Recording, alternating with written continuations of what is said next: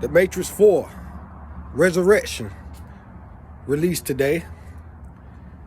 And I had to watch this movie twice just to get a clear picture of where the movie was trying to take me. Little warning, a couple little spoilers I'm gonna give here, but not too much information. Just a little bit, just to bring a little clarity to the thought process that I'm having after watching this movie twice. And I'm gonna watch it a couple more times, because if you got it on HBO Max, then you're able to watch as many times you want to within that given month. And that's the reason why I got HBO Max, so I can watch this movie as many times as I need to, because there's a lot of important information about what's going on in this world that we live in that the world around us will not tell us, will not show us, but they do show us in these movies. They do project in these movies. Because in all actual reality, these movies are not really movies. They're just projections of our own reality that we seem to forget about or seem to get lost while we're moving across our day. But if you actually take the time to sit down and analyze these movies from a deeper perspective, if you got your spiritual eye open to see what they're really telling you, they're actually showing you exactly how the world is operated and how the world wants to operate and will operate in the future or in the past or in the present. It's all intertwined. But it gives you great insight. But I wanted to say to me, it was a great movie for the simple fact that it brought the philosophies that I already been thinking to life into fruition. And it's showing me that my mind is the most powerful weapon that I got compared to anything else I got when it comes to money, cars, a job, a business, or anything like that. My mind is the most powerful weapon, because at the end of the day, if you lose your mind, you lose everything else around you. And this movie blurs the line between what you consider reality and what you consider, fantasy.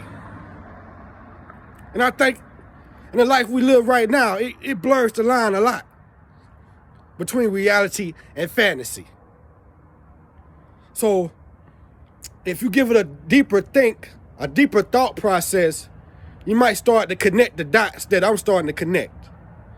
And just a little sample of what I have to come when it comes and relates to this movie. I know I got it dark where you can barely see my face, but that's for a reason. And the reason being is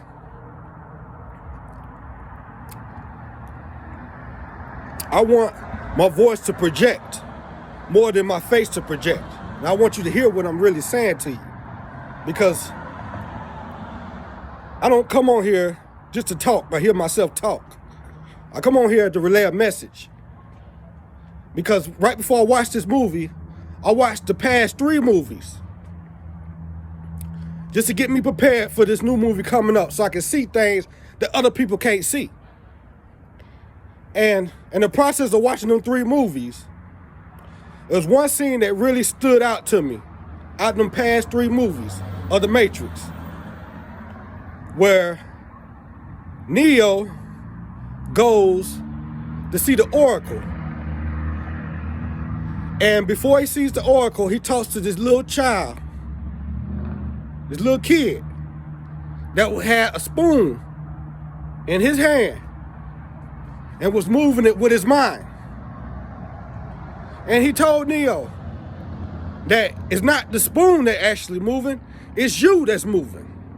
And that was so deep. And I didn't even realize how deep it was until I walked to the store the other day ago. And I saw the same silver type spoon on the ground bent. How real is that? How out of this world is that?